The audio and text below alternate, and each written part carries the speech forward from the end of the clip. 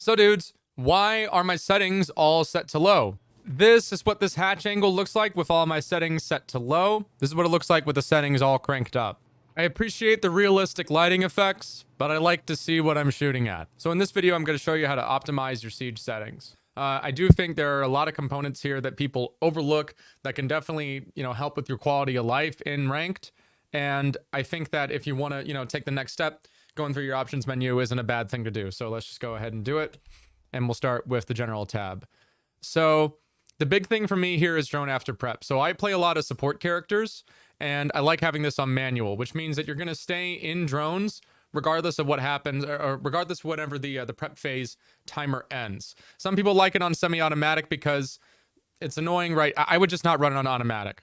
Okay, so when you're in semi-automatic, when the prep phase ends and you're on your drone, you can still drive it around. This is, I would definitely just suggest at least taking it off automatic, because when you're on your drone and the prep phase ends, when it's on automatic, you could be driving away, to get your drone away from something, and then you just get off the drone. You ever see when somebody, they're droning and the prep phase ends and then it just stops, and then you can get it for an easy, you can destroy the drone easily. It just stops out of nowhere. That's because they have their settings to automatic.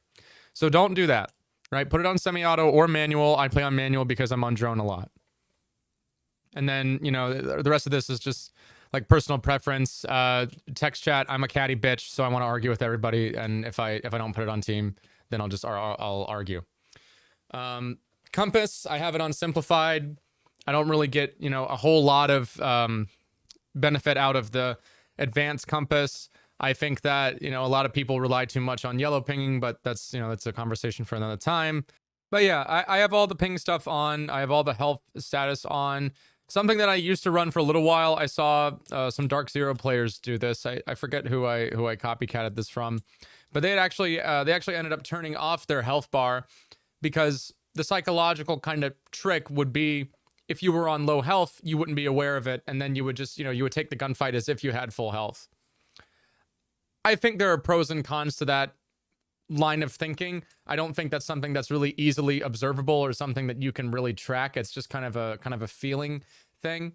I personally think that health does play a factor in the safety of taking engagements, and so I experimented with that for a little while, and I set it back to seeing my health, so that way I know if I'm one shot or not, which is significant in terms of your positioning. That's useful information to have. Reticle, I have everything on. Environment, blah, blah, blah, blah, blah. All the other stuff for the HUD. Audio, now this is something that's a little, some people might find a little bit controversial. So I have like weird audio settings. I run everything through a mixer and a headphone jack. I have like a Frankenstein's monster audio setup here for when I used to stream with a secondary PC. I might start doing that again pretty soon here with the secondary PC, but that's a completely different thing. The point being, my audio isn't usually this quiet. I crank it up, relatively high, and you have all of the outputs and inputs here and there, mostly levels. What's going on that people are really going to be what they're going to be fixated on is the dynamic range. So basically, what you're looking at when you look at a waveform, right? The peaks and valleys of audio as you see them. On hi-fi, there's going to be higher highs and there's going to be lower lows. So something that's going to be far away is going to be really quiet. And then something that's really close is going to be really loud. So that means that gunshots are going to be particularly loud, especially the closer they are.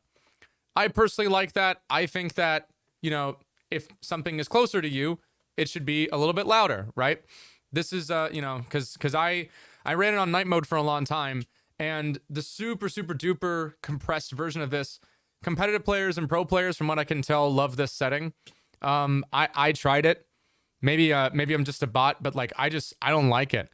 I don't like there's a lot. I really rely on this to gauge distance heavily on hi-fi. With night mode, everything sounds like it's right next to me, or sometimes it won't sound like it's next to me at all. Sometimes Ash will just run up next to me onto a staircase, and I won't hear a thing. So I do like hi-fi for that reason. If it blows out my eardrums, I think they're already pretty much gone because I come from a music background. So, right, that's pretty much chalked anyway. I do have these special, I don't know what I did with them, but I have special concert earbuds, or earplugs, I should say, and I do run those whenever I'm at a concert. So I'm stopping the damage now while I can. Anyway, you know what, before gaming does it. So hi-fi, TV is somewhere in the middle in terms of that dynamic range, like I talked about. I've never run it on TV. I might try it and see how I like it, but for now, hi-fi is what I'm doing. I would just experiment with each of these and then find something that you like.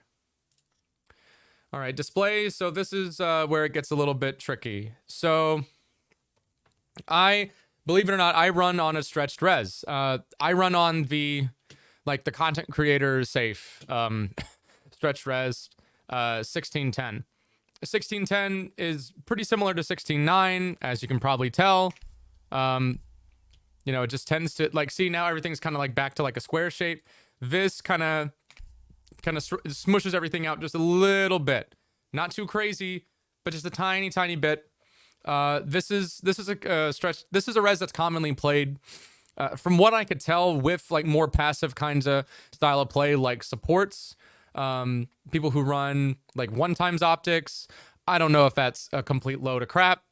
I think I could be making that up. You can verify that for me or not. But I really like the ability to have at least a little bit more distinction in terms of the actual target that I'm looking at. It's a visual clarity thing. That's the only reason that competitive players run stretched res on anything. It's just for visual clarity. It has nothing to do with sensitivity, right? The actual like motion and all of that. You still have to actually hit your shot, right? If anything, depending on the res that you're using, targets are going to move or going to appear to be moving faster than they normally would be. So there is a disadvantage in that aspect. You have to kind of know what you're going into with a stretched res. So this is the one that I run. The gunner res that a lot of people, you know, this is the Bolo res. This is 4.3. A lot of people like this one. Let's see what it looks like in the shooting range here. This is your gunner res, okay? This is like your anime profile pic .dash LFT res. This is, you know, like Ash, right? Settings are all turned down, anti-aliasing turned off. Everything is like super smushed, and it's just, you know, it's a visual clarity thing, right? I can't stand it. Everything looks like so... it's just, it messes with my eyes. Like, I don't really like it. But if you watch a lot of pro players, you'll probably seen this res a couple of times here and there. You'll notice that the hollow sight, actually, you don't really seem to lose the disadvantage of running a 1x, because the actual like head, right, is smushed, and so the target is like a little bit, you know, bigger, right? It's a visual trick, right? But you get the idea. Comparatively with display here, I'm gonna go back to my baby, my beloved 1610, and oh my gosh, that's so much. Yes, everything is like so much less distorted. I like that, but at a distance, you can start to see, okay, yeah, this is probably not the res that you're going to be running if you're going in and you're trying to hit as many things at once a million times in a row. So that's why people do stretched res. You are under no obligation to do it yourself. I don't think that you're really going to notice the difference unless you play the game a lot. And once you do get used to something like that, you're probably not going to notice the benefits until much later. I personally think that when I'm not playing on this res, it could just be, you know, just because I'm used to it. When I don't play with a little bit of stretch and siege, I find it difficult to have that same level of visual clarity. It's just for target ID. That's really all there is to it. I have a 165 hertz monitor, which is like weird, but I do run it on 144 because when I crank everything down, it runs to like 300 million, and I don't want to burn my card. I don't know if that's me being crazy, but I think there's like validity to that hypothetical, right? Field of view 90 as God intended for any kind of FPS game. The GOAT FOV. Some people run, you know, like a little bit lower. I know some people that run like 82. I don't know anybody that goes like any lower than 75, maybe. But yeah, 90. I just like with 1610 res, it's like it's beautiful. Okay, that's how it should be. I'm gonna take a look at the graphics settings. So maybe I'm overdue for a new card, but I don't even know if I could fit the big ones in my rig right now, and I don't really want to mess with that. I play comp shooters, so I don't really have to worry about super high graphical fidelity, thankfully. But the big thing here is that you want to turn all the like NVIDIA post-processing the crap. Like we don't want any of that. We're playing a comp shooter. We're trying to see what we're shooting at. So everything is down low. All right. Shorty got low. Your game settings got low. Texture filtering. Some people like to put this up a little bit higher. Some people like to put texture quality up high too. That does put a strain on the card. If you're trying to get your frames around 144, 240, you're gonna see a lot of performance increase by messing around with this. I go back and forth with texture quality. I like to keep a certain level of visual fidelity for content creation purposes, but I find that even when I put it on low, most people don't even really care. So, you know, it's just kind of one of those things. I don't really like looking at like the low res gloves too much. So sometimes I'll bump it up and then I'll kind of go back and forth and see what people think. But you can pretty much get away with just turning everything off. Anti-aliasing.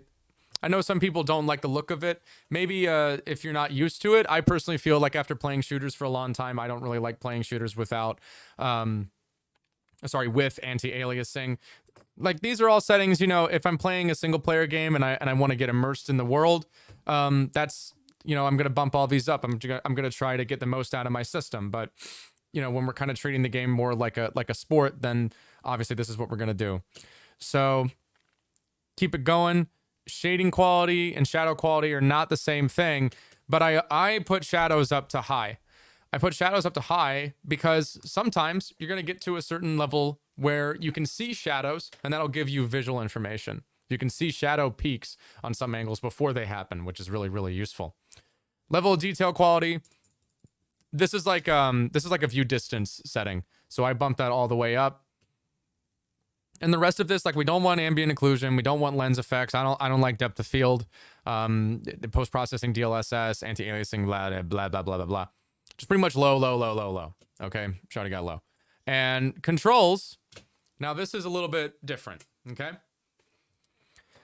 So you notice you'll look at this and you'll be like, that's really high. What the heck is going on? I play on what's commonly called the Kickstar multiplier. So if you're not familiar with who Kickstar was, most of you are, but for the few of you who aren't, Kickstar was a professional caster for the Siege esports scene who was, by all intents and purposes, essentially the face of Siege esports and popularized it for so many people, and his loss is still tragically lamented to this day, years afterward.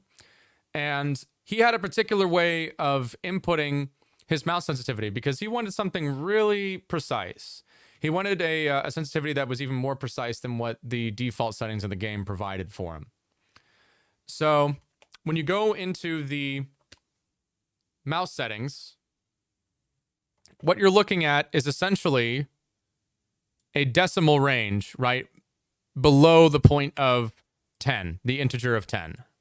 So if I was running it like Bolo, would run it on like 92. It's really more like 9.2. There, more or less. So if that's something you want to do, if you play really low sends like that, I'll show you how to do that. So this is in what's called an INI file. It's basically the text document that the game looks at to cross-reference for in-game settings. Oh, okay, that's weird. You're going to go to Documents. You're going to go to My Games, your Siege document, Rainbow Six Siege. And these are your in-game settings. If you have multiple accounts, you're going to see multiple folders here. Click on that, go to Game Settings. And then, if you scroll down past Display, Display Settings, Custom Quality, Input, here's what you're looking for. Mouse Sensitivity Multiplier. So by default, it's going to be 0.02. But if I do this, ta-da, now that integer, right, it's going to multiply it, and then you're going to have a different outcome, right? You're going to have a different output. Your mileage will vary on this. I would only suggest doing this if you're like a super duper terminally online, like ranked sweat, like me. Like I'm a ranked sweat. You could, you know, see advantages and disadvantages to this. Most people will probably just see the actual like size of the movement of your mouse and go, what the heck is going on? If you don't know what the hell I'm talking about here, this is a giant FU sized mouse pad.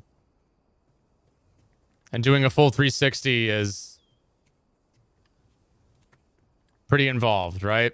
So obviously that's not for everybody, right? But if you're a ranked sweat, if you're like an FPS ranked sweat, most people tend to play on lower sensitivity because they feel like after enough time, the mouse kind of literally feels like an extension of their body, right? There's a like stronger mental kind of link with the actual rope motion of it.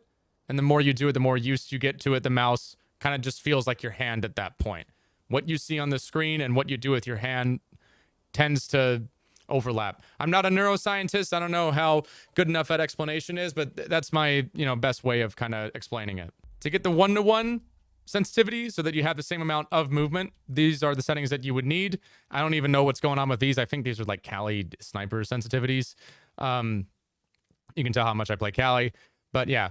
So 1 times 58, 95, 108, 117, and so on. If you really want to use the ACOG, I haven't used it. Oh, it's face it time. That's a good cue to stop as any because the video is pretty much over. So let me know what you guys think, and I'll see you guys in the next video. Thanks for watching. Deuces.